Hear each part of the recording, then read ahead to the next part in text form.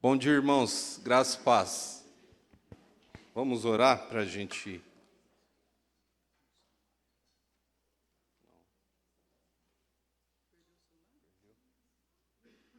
Se alguém achar um celular, Fernandes. Um iPhone 14, né? É brincadeira. Vamos orar. Senhor Deus e Pai, muito obrigado por essa manhã. Muito obrigado, Senhor, pela vida de cada um que está aqui. Muito obrigado, Senhor, pela sua palavra, que ela é transformadora, ela é da vida. Ela nos dá instrução, ó Pai, para caminhar nessa terra. Que o Teu Espírito possa ensinar, guardando sua palavra na nossa mente, no nosso coração, para não pecar contra Ti, ó Pai. E que em tudo, ó Pai, possamos glorificar ao Senhor. É o que eu te peço, no nome de Jesus. Amém. Muito bem, né? Um solzinho para quem está desse lado, né? Então vou ficar mais desse lado, né? Para aquecer. Nós estamos num tempo chamado de pós-moderno. E esse tempo pós-moderno, ele tem tudo isso que a gente já conhece, né?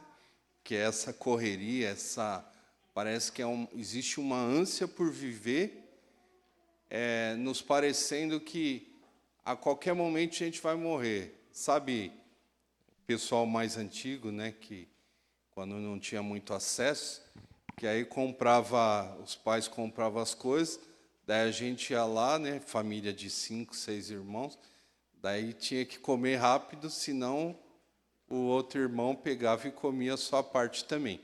Então a gente vive numa situação muito parecida, tudo é muito rápido e parece que a gente tem uma ânsia, né, por alcançar alguma coisa que na verdade a gente nunca alcança. Mas o que pode caracterizar esse mundo pós-moderno? O que vocês acham? Se fala de um mundo pós-moderno, qual é a característica que vem na cabeça de vocês? Pode falar. Tecnologia. O que mais? O que mais? Espera aí que... Só um minutinho. Pode falar, irmão. As pessoas mais modernas, né? A minha geração não é a próxima que está vindo, está mais moderna. Cada dia mais moderno, pensamento, mudanças rápidas, né? O que você falou, Gabi? Superficialidade. O que mais? Algo mais? Então, tudo isso que a gente tem falado aqui é um pouco da característica do que vem acontecendo. Então, é muita mudança, né? Principalmente a tecnologia, ela vem e altera muito a forma da gente pensar, agir. Né? As crianças que vêm, parece que elas já vêm bem mais antenadas do que a gente. Mas pensa só, nós temos a palavra de Deus que ela nunca mudou, certo? Sim ou não? Sim. Sim que ela mudou, sim que não mudou. Sim que ela não mudou. Não existe a versão 2.0. Então, essa palavra de Deus, ela fala que nós lutamos constantemente contra 3 forças, certo? E quais são as 3 forças? Qual? O mundo, a carne e o diabo, certo? Agora, se a gente luta contra essas 3 forças, qual a responsabilidade que a gente tem, sabendo que ora é a gente, ora existe uma tentação que eu não posso cair, ora existe uma sedução do mundo também que eu não posso cair. Vocês percebem que existe uma grande responsabilidade nossa em manter o quê? Em manter a integridade conforme o que a palavra de Deus diz para a gente viver, ok? Então, a gente tem um mundo que ele nos apresenta um pós-modernismo, a gente tem situações que a gente tem que lutar contra elas, temos a responsabilidade, e como nós sabemos se está certo ou se está errado? Pela palavra de Deus, que é a lei do Senhor, certo? Ela é a lei do Senhor e uma instrução de fé e prática de vida, ok? Estão caminhando juntos, né? Então, ok. Então, a gente tem essa lei do Senhor, essa instrução de fé e prática, que ela vai nos dizer e vai falar, olha, de certa forma, você tem que caminhar assim, né, seja por experiência dos outros, seja por lei do Senhor, ela vai nos dar a instrução de que nós devemos caminhar, ok? Acontece que muitas vezes a gente não reconhece a autoridade de Deus na palavra, certo? Eu acho legal tem uma mensagem do pastor Emílio Garofalo, que ele faz a seguinte citação. Ele fala assim, ó, imagine só que você está andando lá no seu carro e passa um pouquinho da velocidade, né? 120, você passa a 140 por hora. E aí o que acontece? O guarda pega e manda você encostar. E aí quando ele fala, dá os documentos, daí você fala para ele assim, fala, eu não reconheço sua autoridade. Daí ele vai fazer o quê? Ele pega os seus documentos e fala, então tudo bem, pode ir embora, vida que segue. Ele vai fazer isso? Não, de jeito nenhum. Por quê? Porque ainda que eu não reconheça, ele está, né? Ele tem uma autoridade baseada no quê? Nas leis que existem.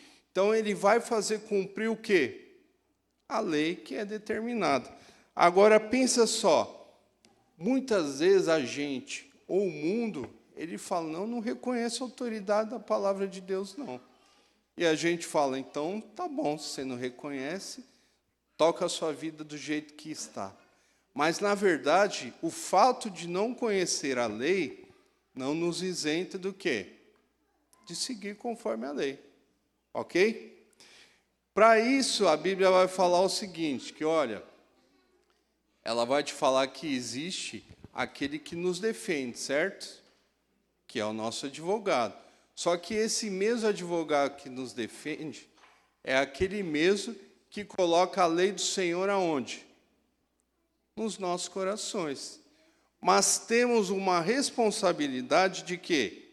De fazer com que a gente, as nossas gerações, e ainda mais quem a gente puder divulgar, que conheça a lei do Senhor, para quê? Para que ande nos caminhos do Senhor e seja salvo, certo? Então, o que acontece? Nós temos essa responsabilidade de participar do processo de regeneração deste mundo. Certo? Sim ou não? Sim. Por quê? Porque o Senhor transformou a minha vida e a sua vida. Transformou o meu e o seu coração. Portanto, se houve a transformação dos nossos corações, se você entendeu a doutrina, se você louva ao Senhor porque entendeu, cabe o papel de cada um de nós transmitir o que a gente aprendeu, ok? Que é o que a palavra vai nos falar.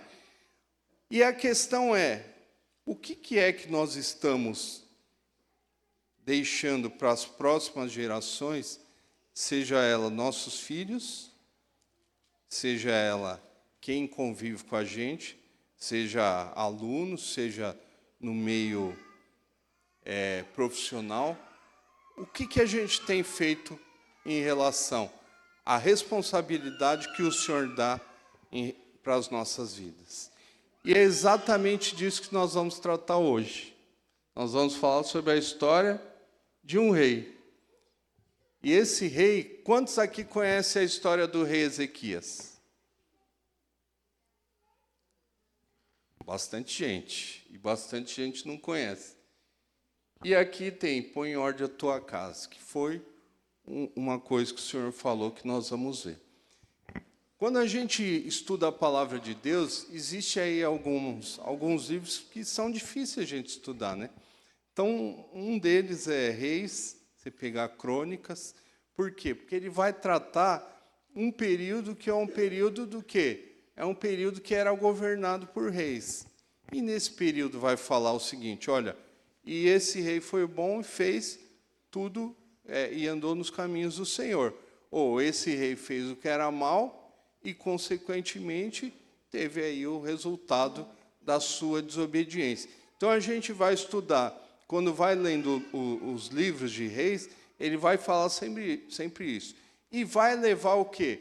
Principalmente o livro de reis, ele vai mostrar a história, né, do reinado, com uma visão mais voltada para quê? De como era a dinastia, como era o governo, como se comportava. E aí a gente vai ver uma mesma história no livro de Crônicas, com outra perspectiva. Com a perspectiva que ele trata o aspecto mais o quê? Mais espiritual, do cumprimento da lei do Senhor, né, que os reis deixaram de observar. Lembrando que Crônicas foi escrita depois, né, do período da volta deles, né, do retorno da Babilônia, e Reis antes. Então, existe o quê? 2 livros, né, o livro de Reis, livro de Crônicas, que conta basicamente a mesma história sobre perspectivas diferentes. E aí um pedacinho dessa história de Reis, que é do rei Ezequias, ele vai estar no livro de Isaías também, ok? Muito bem. E por que é que a gente estuda o livro de Reis? E tem aqui, ó. Qual é o propósito de estudar? Primeira coisa, a gente precisa nos identificar com a história. E como você se identifica? Você fala, eu não sou rei. Ele errou porque ele quis. Mas lembre-se que os reis, eles eram cabeças federais do quê? Cabeças federais de Israel, seja Judá, seja o Reino do Norte, o Reino do Sul. Como cabeças federais, ele tinha a obrigação de conduzir o povo da melhor forma possível, ou se ele errasse, ele podia levar também o povo a pecar e fazer coisa errada. É diferente da nossa responsabilidade, seja ela de pais, seja ela de educadores, ou no meio que a gente convive, todos nós temos responsabilidades para com o Senhor, ou seja, nos identificamos com as histórias. Por outro lado, a história vai contar os fracassos, a disciplina do Senhor e a redenção do Senhor. Mesmo o rei sendo um rei ruim, fracassando, nós vamos ver que o Senhor coloca a disciplina dele por amor a Israel. E por amor a Israel, ele sempre colocava a disciplina com o intuito do quê? De salvar o povo. Do povo compreender o quanto estava andando ruim e se converter dos seus maus caminhos. E o terceiro aspecto apontava para quem? Sempre para um rei perfeito. E quem é o rei perfeito? Jesus Cristo. Ok? Então, essas 3 características do propósito de estudar o livro de Reis. Vamos lá, então. Por quê? Olha só, o povo pediu um rei. Lembra? Lembra da história de Samuel? Que o povo chegou e falou, ó, Samuel, você já está velho, seus filhos não andam conforme o que você fala, conforme o que você vive, e nós queremos um rei para que nós sejamos como as outras nações. E aí Samuel se indignou. Mas aí o Senhor falou, não, pode, vai, eles querem um rei, não tem problema. Só fala o que é e qual é a obrigação quando se tem um rei. Qual o direito do rei? E se o rei andar errado também, adivinha o que vai acontecer? E aí Samuel diz tudo isso, e aí começa a história por Saul. Muito bem, então vamos ler um pouco da história de Ezequias. Vamos lá, 2 Reis 18, de 1 a 6. 2 Reis 18, de 1 a 6, vou pedir para o Luiz. Pode ler, Luiz? Som. No 3º ano de Oséias, filho de Elá, rei de Israel, começou a reinar Ezequias, filho de Acás, rei de Judá.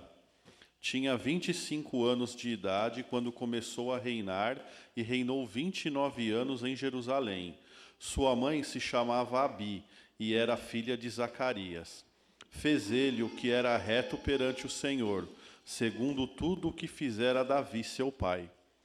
Removeu os altos, quebrou as colunas e deitou abaixo o poste ídolos, e fez em pedaços a serpente de bronze que Moisés fizera, porque até aquele dia os filhos de Israel lhe queimavam incenso e lhe chamavam Neustã. Confiou no Senhor, Deus de Israel, de maneira que depois dele não houve seu semelhante entre todos os reis de Judá, nem entre os que foram antes dele. Porque se apegou ao Senhor, não deixou de segui-lo e guardou os mandamentos que o Senhor ordenara a Moisés. Muito bem, então olha só. Quando a gente começa a ver a história dos reis, é aquilo que eu te falei. Que existe fatos que vai falar, esse rei é bacana, ele andou nos caminhos do Senhor. Mas esse rei foi uma peste. Ele não poderia ter entrado aí. E acontece que a história, muitas vezes, ela trabalhava dessa forma. Os reis do norte, todos eles estiveram distantes do Senhor. Porém, o reino de Judá, nós vamos ver que, ora, são reis que a Bíblia fala que são bons e reis ruins. Nesse caso de Ezequias, foi considerado um rei bom ou ruim? Bom? Por que bom? Por que bom? Por quê? Porque, olha só, isso aí, ó, tá vendo? Parabéns. Isso aí. Ele confiou no Senhor. E está escrito lá também, né? Então, veja só. O rei Ezequias, ele começou a reinar, começou um rei, de certa forma, jovem, e no reinado dele, olha só que bonito que ele faz. Uma das primeiras coisas que ele faz é andar conforme o seu pai. Seu pai não era o pai, né? Que era o rei Acás, mas era o seu pai, Davi, né? Que Davi era considerado, né? E aí ele vai assemelhar ele ao quê? Ao rei que andou nos caminhos do Senhor. Davi sempre era a referência de quem andava no caminho do Senhor. E falou, e o rei, ele andou nos caminhos do Senhor, porque ele removeu tudo aquilo que estava relacionado à idolatria de Israel, certo? Então ele foi lá, destruiu os postes ídolos, destruiu lá a serpente que Moisés fez, por quê? Porque o povo adorava. Então ele começou a destruir tudo aquilo que destruía o povo, tudo aquilo que fazia com que o povo se afastasse do Senhor. E aí ele destruiu esses postes ídolos, e a palavra de Deus fala, olha, não teve nenhum outro antes e nem depois. Quando ele fala nem antes nem depois, ele não está falando do rei Davi. Davi era a referência, ok? Mas ele está falando, não houve, né, nenhum rei que se comparasse a esse. Por quê? Porque ele confiou no Senhor. E a Bíblia depois vai relatar as guerras que teve, né, os problemas que ele teve, de outros reinos, o reino da Síria, que tentava invadir o reino de Judá, e ele confiou, que é a história lá da música do Diante do Trono, que vai falar do rei Sinaqueribe. Então, esse rei da Síria tentava invadir, e aí o rei Ezequias pegou e convocou oração, e o profeta orou ao Senhor e falou, Senhor, basicamente eu dependo só de Ti. E aí o Senhor fala por Isaías, não se preocupa, porque você tem confiado em mim. E aí o Senhor libertou mais uma vez. Mas até que ele chegou, olha, vai caminhando a história. 2 Reis 20, de 1 a 6. Pedi para o Evandro, pode ler, Evandro, por favor?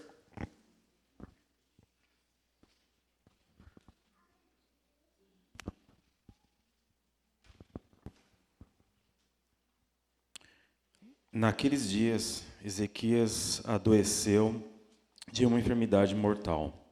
Veio ter com ele o profeta Isaías, filho de Amós, e lhe disse: Assim diz o Senhor: põe em ordem a tua casa, porque morrerás e não viverás. Então virou Ezequias o rosto para a parede e orou ao Senhor, dizendo: Lembra-te, Senhor, peço-te, de que andei diante de ti com fidelidade, com inteireza de coração, e fiz o que era reto aos teus olhos, e chorou muitíssimo. Antes que Isaías tivesse saído da parte central da cidade, veio a ele a palavra do Senhor, dizendo: Volta e disse a Ezequias, príncipe do meu povo: Assim diz o Senhor, o Deus de Davi, teu pai: Ouvi a tua oração e vi as tuas lágrimas. Eis que eu te curarei. Ao terceiro dia subirás à casa do Senhor.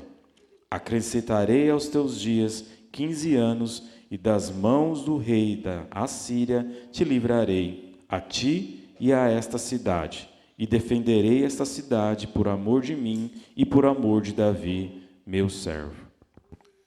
Então, olha só, um rei que ele andou nos caminhos do Senhor, ele derrubou os altares, ele mudou, ele transformou a situação, e tem outros relatos, se a gente estudar o livro de Crônicas, né, o livro de Isaías, vamos ver que é um rei que ele buscou restabelecer o contato com o Senhor que o povo tinha perdido. E aí, de uma hora para outra, veio aí uma má notícia para ele. E aí veio a notícia da parte do Senhor, né, Isaías foi falar com ele e falou: olha, põe a sua casa em ordem. Por quê? Porque você vai morrer, hein? Imagine só, chegar essa notícia, ainda pouco tempo de idade, e aí ele fala: rapaz, o que valeu, né? Às vezes, pensa o que poderia passar, né? Andei nos caminhos do Senhor, fiz tudo que era bom, né? Tudo que era possível fazer, e veio essa notícia. E aí a história diz que ele vira para o lado e faz uma oração ao Senhor, e adivinha o que acontece? O profeta volta e fala assim: olha, o Senhor ouviu a sua oração e o seu choro, e vai te acrescentar mais 15 anos, ok? Tá bom, muito bem, é isso aí. Bola para frente, vamos seguindo, tocando, né, a vida como tem que ser.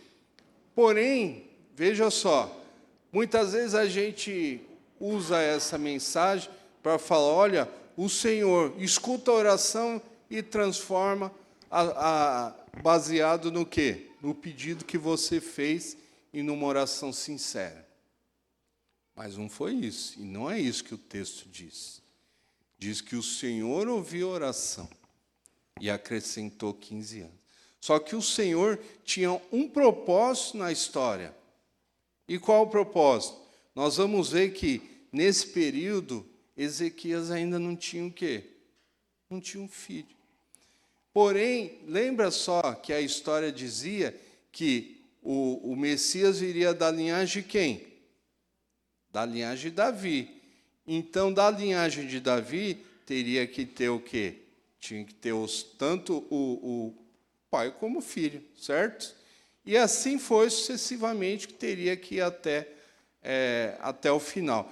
E sairia também um rei, que seria o rei dos reis, o Senhor dos senhores. Então a história apontava para isso.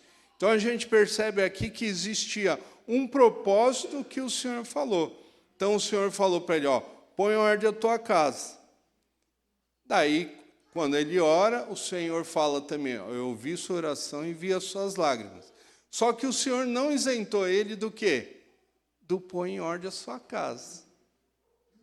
Então, o põe em ordem a sua casa ainda continuou. E o Senhor acrescenta a ele mais 15 anos. E o que acontece nesses 15 anos? Vamos ver como continua a história. Isaías 39, de 1 a 8. Pode ler, Lucas?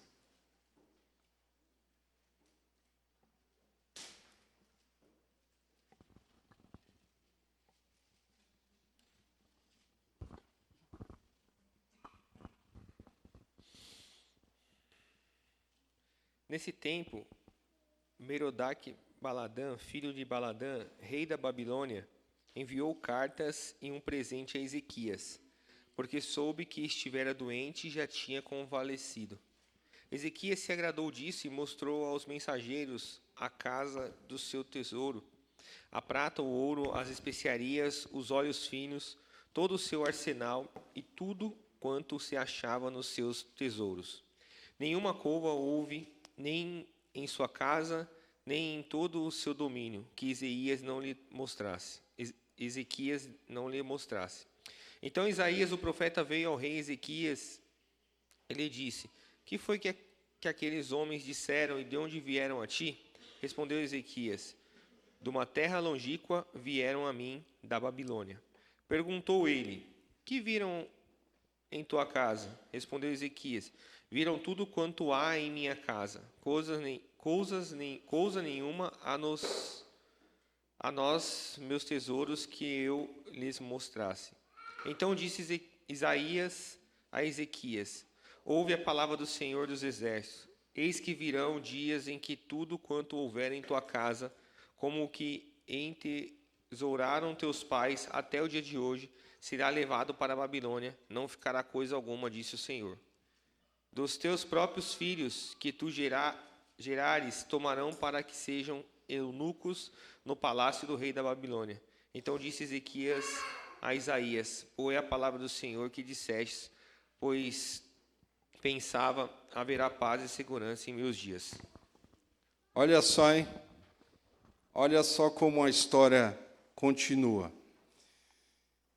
Ezequias, ele recebe a notícia, né, que vai ser curado, e aí o Senhor fala: olha, põe uma pasta, né, na doença dele e tal, e ele foi curado.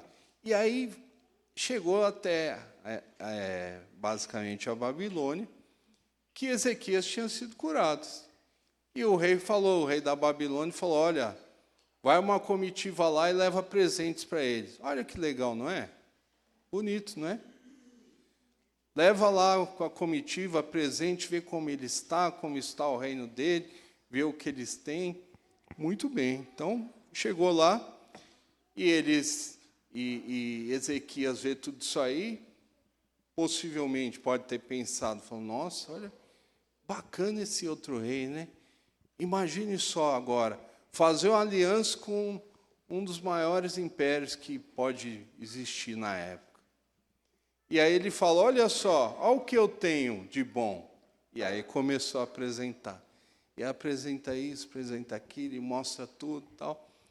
E o profeta chega para o rei e fala: o que você mostrou para ele? Ele falou: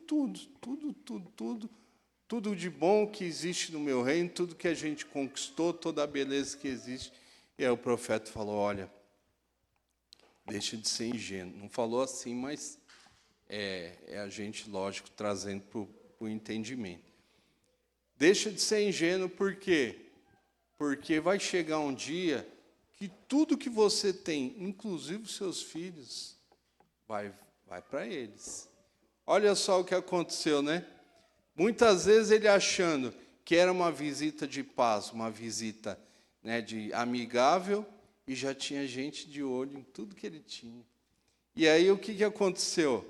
Aconteceu que ele, de certa forma, buscava uma aliança com o Império Forte, e aí o que ele fez? Ele queria, de certa forma, garantir o reino dele, o reinado dele. Tanto é que em 2 Crônicas 32, 31, fala assim: ó, contudo, quantos embaixadores dos príncipes da Babilônia lhe foram enviados para se informarem do prodígio que se dera naquela terra, Deus o desamparou, para prová-lo e fazê-lo conhecer tudo o que estava no coração. Olha só, um rei bom andou nos caminhos do Senhor, derrubou os altares, né, promulgou para que decretos para que o povo voltasse a andar e olhar nos caminhos do Senhor. Porém, mesmo esse rei sendo bom, ele teve um deslize em relação ao conhecer o Senhor e a lei do Senhor. Ele buscou fazer aliança com quem? com quem não deveria ter aliança, para garantir o quê? A paz nos seus dias. O último versículo que o Lucas leu aqui, ele vai falar assim, olha, e falou assim, que ele falou que a palavra era boa. Por quê? Porque sabia que haveria paz nos seus dias. Ué, e em relação aos outros dias? E os filhos dele? O que aconteceria? Pode falar, irmão.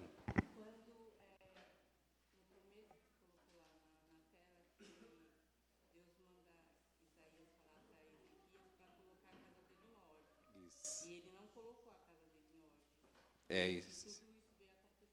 Isso aí. E é isso que a gente está caminhando. Agora vamos ver as consequências do que a Tânia falou. Segundo Reis 21, de 1 a 9.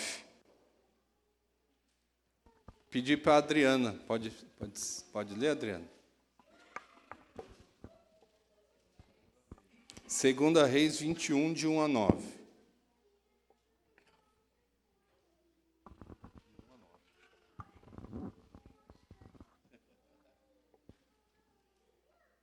Tinha Manassés 12 anos de idade, quando começou a reinar, e reinou 55 anos em Jerusalém. Sua mãe chamava Efzibá. Fez ele o que era mal perante o Senhor, segundo as abominações dos gentios, que o Senhor expulsara de suas possessões de diante dos filhos de Israel. Pois tornou a edificar os altos que Ezequias, seu pai, havia destruído, e levantou altares a Baal, e fez um poste ídolo como o que fizera Acabe, rei de Israel, e se prostrou diante de todo o exército dos céus e o serviu. Edificou altares na casa do Senhor, da qual o Senhor tinha dito: em Jerusalém porei o meu nome. Também edificou altares a todo o exército dos céus dos 2 átrios da casa do Senhor. E queimou a seu filho como sacrifício. Adivinhava pelas nuvens, era açougueiro, e tratava com médiuns e feiticeiros. Prosseguiu em fazer o que era mal perante o Senhor, para provocar a ira. Também pôs a imagem de escultura do poste ídolo que tinha feito na casa de que o Senhor dissera a Davi e a Salomão, seu filho: nesta casa e em Jerusalém, que escolhi de todas as tribos de Israel, porei o meu nome para sempre. E não farei que os pés de Israel andem errantes na terra que dei a seus pais, contanto que tenham cuidado de fazer segundo tudo o que lhe tenha mandado e conforme toda a lei que Moisés, meu servo, lhe ordenou. Eles, porém, não ouviram, e Manassés de tal modo os fez errar, que fizeram pior do que as nações que o Senhor tinha destruído de diante dos filhos de Israel. Olha só, hein? Você tem um rei bom, que sabia o que era correto, sabia o que agradava ao Senhor, e em compensação o filho dele foi péssimo. Foi o pior rei que teve no período do reinado de Judá. Esse rei fez tudo o que não podia fazer. E diz a tradição que o profeta Isaías, lembra lá em Hebreus, quando fala que alguns foram cerrados ao meio? Diz a tradição que Manassés mandou cerrar o profeta Isaías ao meio. Você vê que ele era bacana, hein? Existia a oferta, né, dos outros povos, que aquele deus Moloque, que tinha a mão estendida assim, e um furo aqui no meio que tinha a chama, né, que ficava pegando fogo. E lá oferecia o quê? Os filhos. E adivinha o que Manassés fez? Ofereceu o filho dele. Para a gente ver o tamanho da barbaridade que existia. Então, olha só, Essa história aqui é a história que pode se identificar a nós. Muitas vezes. A gente vai falar, mas eu não vou oferecer meu filho. Será? Será que você não oferece seu filho? O pastor Ageu, ele fala o seguinte, que ele fala assim, muitas mulheres trocaram seus filhos pelos empregos, pelo glamour, né, de ter uma carreira, uma ótima carreira, e muitas vezes ofereceu seu filho a quem? A Moloque. Olha só. E quantas outras também tiraram seus filhos por amor à estética, né, ou por não ter um filho que desejava. Adivinha o que fizeram? Ofereceu o filho a Moloque. Olha como a história, ela se identifica com a gente, com os nossos dias. E fala o seguinte, olha, vocês estão vendo reis que são bons? Se descuidar dos caminhos do Senhor e deixar de passar a palavra do Senhor, você vai ter a mesma consequência. Você vai ter um filho igual Manassés. Por quê? Porque você é um cabeça federal. Você pai, você mãe, você que é educador, você que tem, de certa forma, autoridade, ou seja, todos que estão aqui, exceto as crianças, cabe a nós que estamos aqui levar o ensino e a palavra do Senhor adiante. Por quê? Porque consequências como essa podem acontecer se o Senhor não tiver misericórdia. Então, a palavra de Deus, ela mostra o que acontece para que eu e você se identifiquem com o que aconteceu e falem, opa, tem aí uma ilustração, tem uma história aí que diz que é para eu fazer diferente. Por quê? Porque senão o seu erro pode levar ao mesmo erro do rei de Ezequias. Ou seja, o que o Senhor faz? O Senhor vai nos ensinando, nos doutrinando pela sua palavra, para que o povo dele seja diferente. Por quê? Porque nós trabalhamos no reino para o reino de Deus e participamos do processo de regeneração. Agora, essa parte, né, dessa introdução, ela, lógico, é um pouco mais chato, porque a gente tem que ler muitos textos para compreender. Mas vocês querem ver agora a aplicação do que a gente viu? Olha só. Segura um pouquinho o estudo, o que a gente leu. Agora nós vamos entender um outro processo. Vocês estão vendo isso aqui, ó? Esse aqui é um desenho do templo, tá? Isso aqui é a cidade. Vocês estão vendo os muros, né? O templo no centro e a cidade.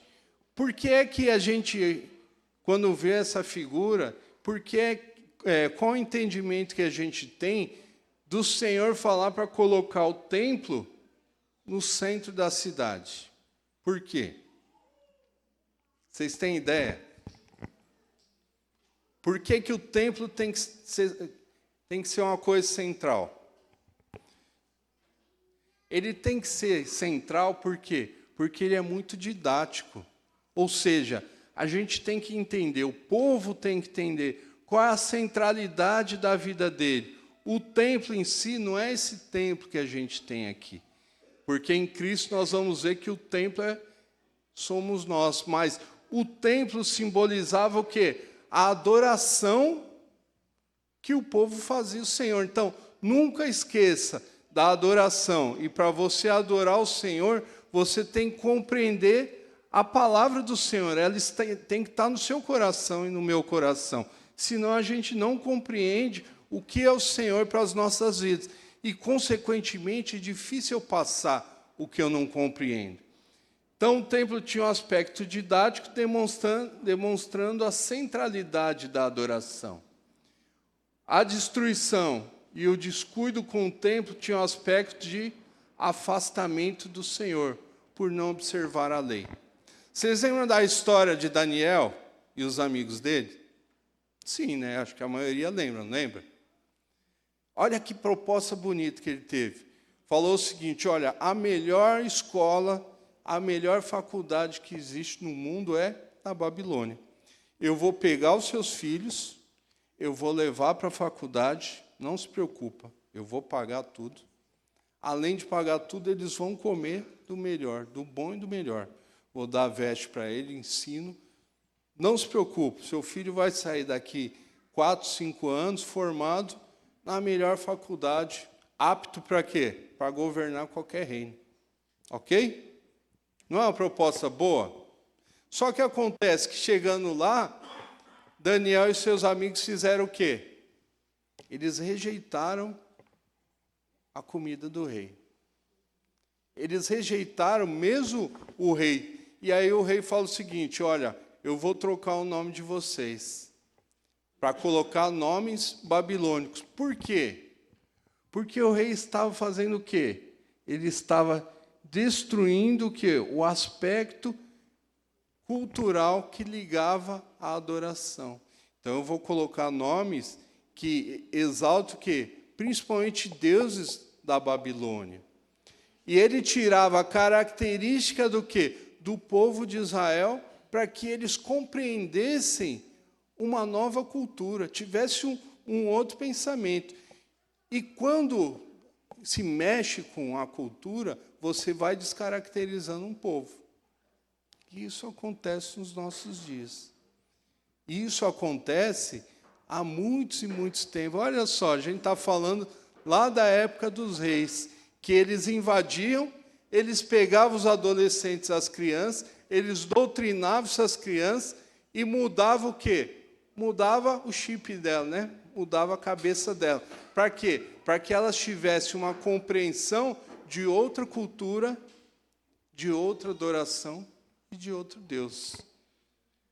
Não é nada diferente do que acontece. O pecado de Israel e suas consequências.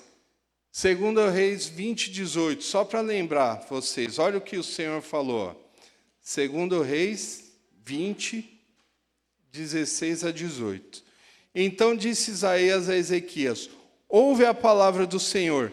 Eis que virão dias em que tudo quanto houver em tua casa, com os que entesouraram seus pais, até o dia de hoje, será levado para a Babilônia. Não ficará coisa alguma, disse o Senhor, dos teus próprios filhos que te gerares, tomarão para que sejam eunucos no palácio do rei da Babilônia. Então o Senhor falou, ó, tudo que tiver, que você mostrou, vai ser mudado. Por quê? Não só a desobediência do rei, mas a desobediência de todos os reis que vieram também após ele e antes dele. Por quê? Porque é nossa responsabilidade levar a palavra do Senhor adiante. E essa responsabilidade pesa muito mais aos pais. Por quê? Porque a gente tem que inculcar na cabeça dos nossos filhos a perversidade que existe para quê? Para que se mude o chip da cabeça de cada um de nós. Existia uma prática comum que era o quê? Que eu falei, né? Que os reinos dominadores misturavam os povos dominados, desconstruindo e tornando insignificante o quê? Só cultura e tradições, destruindo o templo, casamentos mistos, doutrinas de crianças e adolescentes. Então, a primeira coisa, acaba com o templo, rouba tudo que tem no templo, leva para a Babilônia. Comece o quê? Leva o povo para a Babilônia, e lá vai casar o quê? Com o povo babilônico. Veja o que está acontecendo, está mudando a cabeça do pessoal. Está doutrinando e refazendo o quê? Uma outra cultura que não tinha o quê? Uma relação com o Senhor, com o Deus de Israel. Agora, olha os nossos dias. Olha o que aconteceu aqui, ó. Uma nova reforma, né? Mas a mesma intenção. 1840, a época do quê? Revolução Industrial. Na Revolução Industrial, o que existia?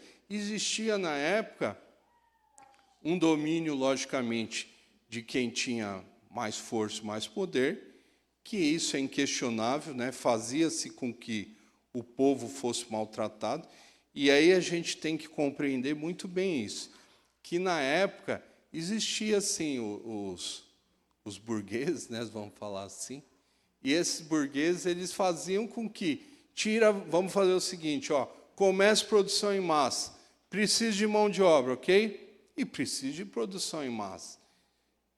Aquele cara que tinha uma cultura agrícola, ele começa a fazer o quê? Ele tem que trabalhar nas indústrias. Só que acontece que ele trabalhava 12, 16 horas. E aí, cadê a família dele? Como é que vive uma sociedade assim? E aí começam muitas confusões, né? O que existia, por exemplo, o culto doméstico, como é que faz agora sem o pai? As mães continuam a fazer. E aí nós vamos ver que nessa época, e até aquele livro da Nancy Pierce, ele vai tratar muito disso, ele fala, olha, nessa época vai começar o quê? Quem vai na igreja? Vai mais a mãe. Vai mais a mãe e a criança. Vocês vejam que ainda existe muito disso nas igrejas de hoje. Quem vai na igreja? A mãe e as crianças. Cadê o pai? Ah, o pai tem que descansar. Por quê? Porque ele trabalhou, tem o direito de futebol dele e tal. Percebe que muitas coisas que foram acontecendo aos poucos têm um resultado prático na nossa vida hoje. Sistema capitalista de produção, propriedade privada, por quê? Porque era o seguinte, se os burgueses eram donos da riqueza, não conseguia, naquela época, distribuir o quê? A riqueza. Então, ele trabalhava para quê? Para que somente a família do burguês continuasse o quê? Rica. E aí ele falou, opa, o sistema aí está opressor. A propriedade ela não pode ser simplesmente privada, senão a família desse cara vai ter bens para o resto da vida e a nossa não.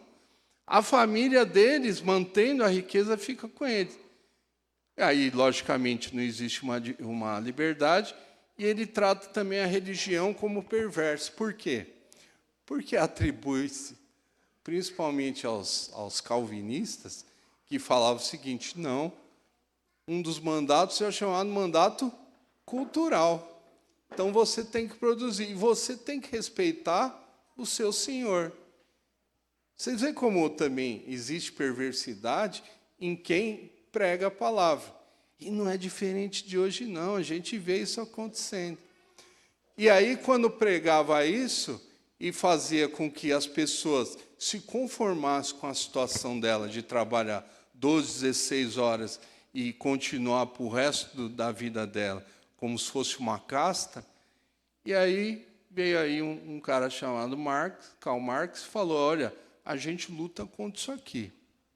É lógico que depois na história não vai falar que quase que ele casou filha dele com alguém rico também, que no começo do capitalismo, né, da produção em massa, né, da Revolução Industrial, ele também não sabia que hoje, se a gente tem leite, se a gente consegue consumir de forma mais fácil, é fruto também, é um benefício da Revolução Industrial. Mas veja que tem o quê? Sempre os dois aspectos. Tem um aspecto de algo que pode ser bom e transformado em coisa ruim. Então, lembre-se que a gente luta contra as três forças. E não e quando a gente luta contra essas três forças, nós vamos ver que, em muitas situações, o mal vai usar coisas boas e vai acabar falando o seguinte, ó, tá vendo esses crentes, ó, esses crentes aí que se tornaram cheios do dinheiro, ó, agora eles estão fazendo com a população, deixando ela como se fosse escrava. Então, tudo isso são coisas que a gente luta e a gente tem que compreender que existe uma manipulação na nossa forma de pensar e agir. E nós, como pais ou educadores, temos um papel de trabalhar para quê? Para esclarecer os nossos filhos da forma que existe. E a única forma de trabalhar é com a palavra de Deus. É a única regra de fé e prática que a gente tem para nos livrar do quê? Dessas confusões que existem. Continuando, olha, São problemas reais e ofertas similares ao quê? A da serpente. Qual é a oferta dela? Olha, você está vendo? Ó, a família desses caras aqui, ó, eles vão ficar ricos para sempre. Daí a gente fala, pois é, a gente tem que lutar então contra a família. Comemos frutos. Olha, vocês estão vendo? Ó, a religião, que é o ópio do povo, ela vai transformar o povo no quê? No que diz a música lá, né? Como se fosse gado, todo mundo andando atrás.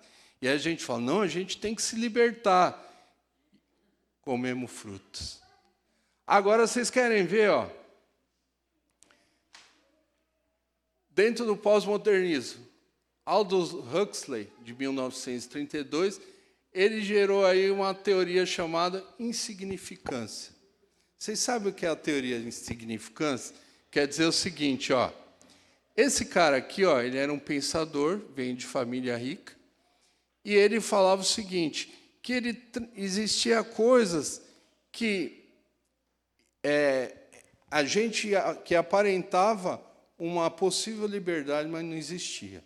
Ele estava falando, em outras palavras, o seguinte, olha, para que a sociedade vá bem, existe mentira sendo pregada que todo mundo vai caminhando e seguindo.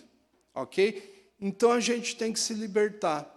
Esse cara aqui, ele foi um dos que usou e promulgava, né, principalmente o uso de drogas alucinantes, para quê? Para que ele pudesse ter ideias.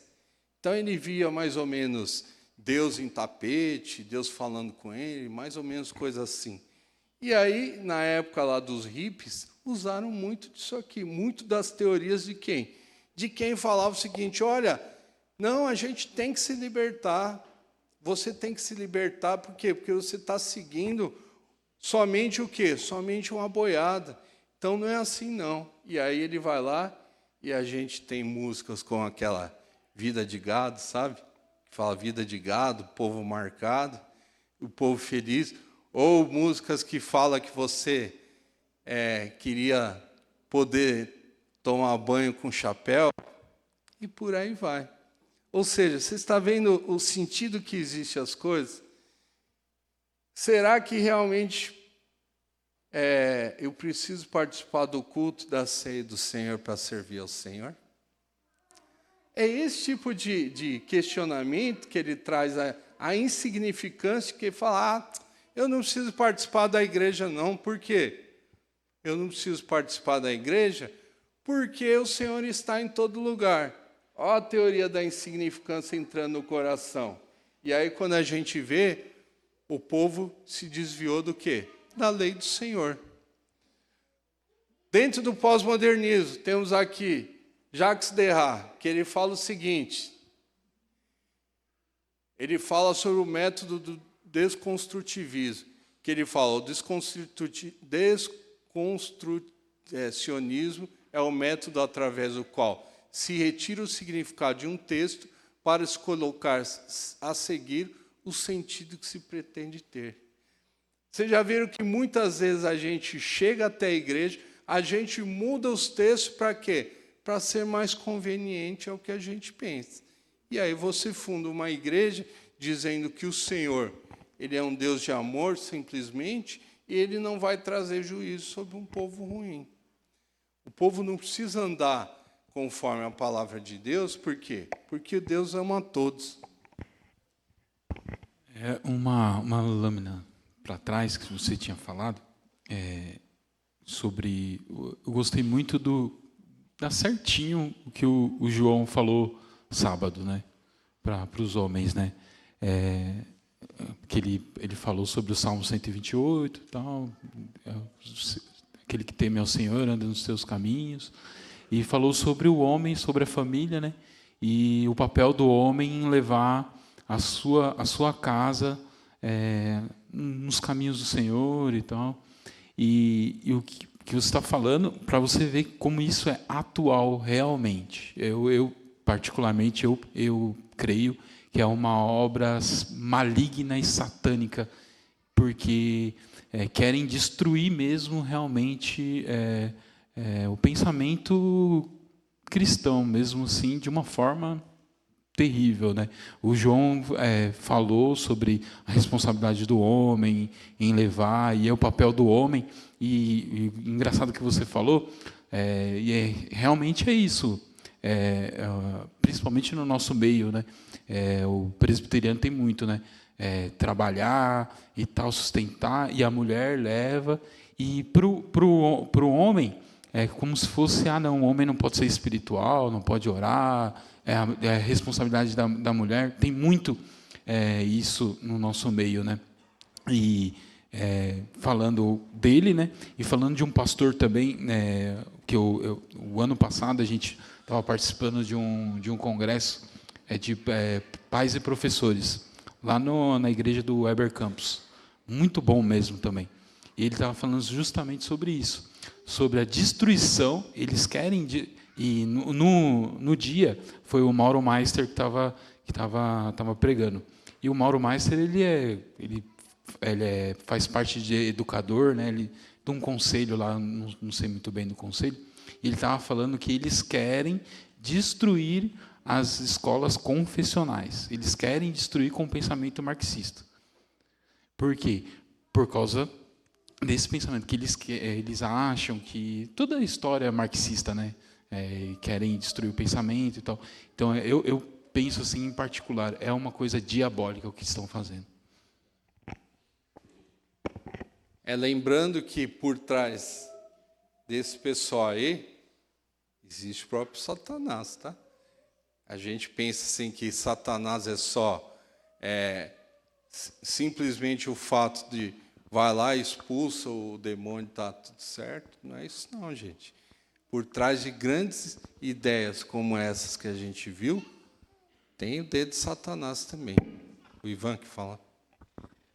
Ô, Arsênio, eu acho que você tocou no principal ponto do pós-modernismo hoje, que é a desconstrução, o desconstrutivismo, né?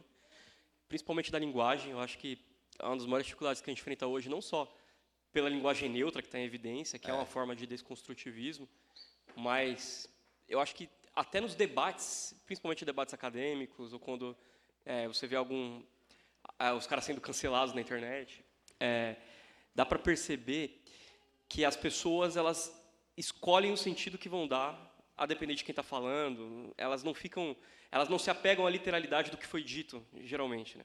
Eu acho que esse talvez seja as maiores dificuldades que a gente lida, porque tudo que a gente fala carrega. Se eu sou cristão, por exemplo, eu falo alguma coisa, vem com uma carga da minha ideologia, da minha cosmovisão. Acho que essa é a maior dificuldade que a gente enfrenta hoje. É isso mesmo. É o fato de trazer insignificância pelo que você fala. Agora, olha só, não existe doutrinação não, né? Revolução cultural, defendida por Lukács, Gramsci, Marcuse, entre 1920 e 1950. Olha só, desconstrução da cultura ocidental, da moral judaica, do direito, da filosofia, luta contra a autoridade, mudança do senso comum, mudança de crenças e valores, desvalorização da família e casamento, geração de novos intelectuais, mudança nas escolas. Pode ver que boa parte de professores é adepta a esse tipo de pensamento. Colisão, né, o choque, embate dos excluídos, massificação de ideias, tolerância e liberdade à diversidade. Olha só, converse com quem defende isso aqui, vai falar que gado é quem faz tudo certinho, principalmente se você segue os caminhos do Senhor. Agora, olha só, olha a construção que veio lá de trás, ó, que o povo segue sem saber a consequência, sem saber o porquê que chegou a isso aqui. Agora, olha só, alguns recursos que tem usado, ó, principalmente os pais, né, para ficar esperto. Revolução tecnológica, internet, revolução digital, celular que só ligava hoje em dia, a última coisa que faz é falar com alguém no celular, né? Ou é o WhatsApp, ou você usa a rede social.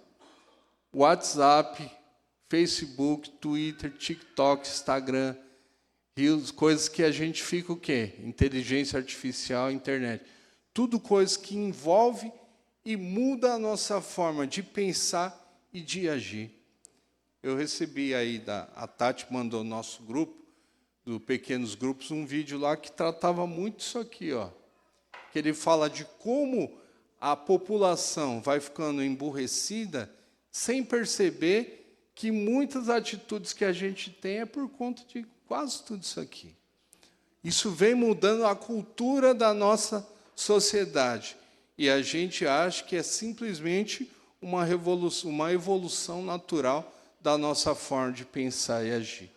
Olha as consequências, ó, em criança: ansiedade e estresse, transtorno do déficit de atenção, transtorno opositivo desafiador, né, o TOD, depressão infantil, problemas de sono, traumas em adultos, depressão, ansiedade, estresse, problema de concentração, problemas relacionados de relacionamentos. E aí o estresse em excesso, né, que vai causar aí o burnout. Outras consequências: uso excessivo de tecnologia, baixa autoestima, dificuldade em lidar com emoções, pânico, problemas com sono, problemas alimentares, sentimento de solidão, sentimento de carência, e por aí vai. Tudo isso aqui, ó, principalmente quem está dentro de escola, sabe que a maior parte das crianças sofre disso aí. A gente tem muitos e muitos amigos que sofrem de tudo isso aqui, gente. Não é natural existir problemas somente agora. Não é natural muitas coisas que acontecem a gente leva como se não, a gente tem uma doença. Pode ser doença também, mas será? Pensa comigo, será que a gente não precisa pôr a casa em ordem? Pensa, será que realmente tudo o que acontece a gente não poderia ter evitado desde que a gente compreendesse a palavra de Deus ou buscasse estudar a palavra de Deus? Isso vale, ninguém fica fora disso, não. Todos nós estamos sujeitos. Olha o que a palavra de Deus vai dizer aqui em Provérbios. Provérbio de Salomão, filho de Davi. Para aprender a sabedoria, o ensino, para entender as palavras da inteligência, para obter o ensino do bom proceder, a justiça, o juízo e a equidade, para dar aos simples prudência e aos jovens conhecimento e bom siso. Ouça o sábio e cresça em prudência, e o instruído adquira habilidade, para entender provérbios, parábolas, palavras e enigmas dos sábios. O temor do Senhor é o princípio do saber, mas os loucos desprezam a sabedoria e o ensino. Filho meu, ouve o ensino do teu pai, não deixe a instrução da tua mãe, porque serão diadema de graça para a tua cabeça e colares para o teu pescoço. Filho meu, se os pecadores querem seduzir-te, não consintas. Se disserem, vem conosco, embosquemo-nos para derramar sangue, espreitemos ainda que sem motivo os inocentes, traguemo-los vivos como o abismo e inteiros, como os que descem a cova. Acharemos toda a sorte de bens preciosos e encheremos de despojo a nossa casa. Lança tua sorte entre nós, teremos todo nós uma só bolsa. Filho meu, não te ponhas a caminho com eles, guarda das suas veredas os pés, porque os seus pés correm para o mal e se apressam em derramar sangue. Pois debalde se estende a rede à vista de qualquer ave. Esses se emboscam contra o seu próprio sangue e a sua própria vida espreita. Tal é a sorte de todo ganancioso, e este espírito de ganância tira a vida de quem possui. O que o autor está falando? Ele está falando o seguinte, olha, busca a sabedoria em Deus. O temor do Senhor é esse princípio. E ele vai falar o seguinte, olha, compreenda o que o Senhor fala e busque aprender o que os seus pais falam para que sua vida vá bem. Se você vê o caminho errado, fuja dele e compreenda que vai gerar um caminho de morte. Olha a obra de Cristo, que bonito, ó. Ele reconstrói o templo, que somos nós. Nos ensina a guardar o quê? A lei do Senhor. consequentemente, somos salvos. Não somente salvação para a vida eterna, mas salvo dos nossos males, né? E aqui, em Atos, vai falar que essa salvação, ela vai atender você e a tua casa. E depois que você é salvo, seu papel é o quê? É que a luz do Senhor brilhe sobre toda a terra. Compreenda a lei do Senhor, que ela foi dada o quê? Como aliança de Deus com o seu povo, e que tornaria propriedade particular.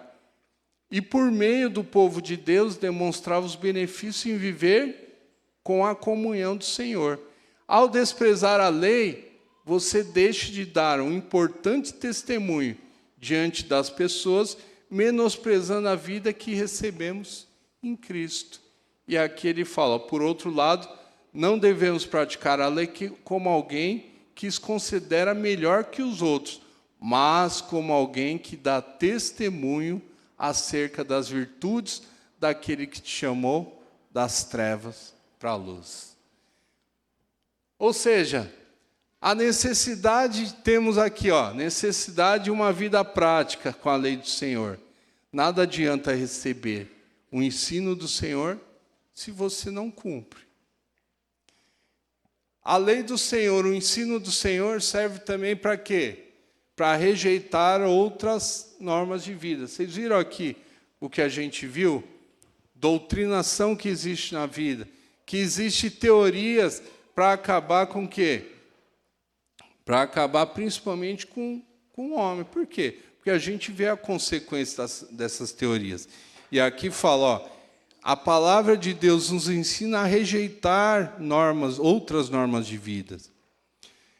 Fonte de sabedoria e entendimento. A lei torna sensato, apontando para o que é certo e errado. E a proximidade de Deus, uma vida pautada pelo cumprimento da lei, é demonstração coerente da comunhão de Deus e da amizade com Cristo. E para a gente finalizar, a lei do Senhor não trata de um moralismo. A gente não tem que entender a lei do Senhor, o ensino do Senhor, somente com aspecto moral. Poderia falar, tá vendo? Ezequias desobedeceu ao Senhor e, consequentemente, todo mundo foi para o inferno. Não é isso que ela está falando. Ela está ensinando, falando, olha, o erro de Ezequias vai gerar esse tipo de coisa. Portanto, você tem que compreender a lei como uma regra de fé e prática para que o homem viva bem, conforme os propósitos e a estrutura que o Senhor colocou. A estrutura de família, a estrutura de ensino, a estrutura das leis do Senhor é para que o homem viva bem. É isso que a gente tem que entender e transmitir.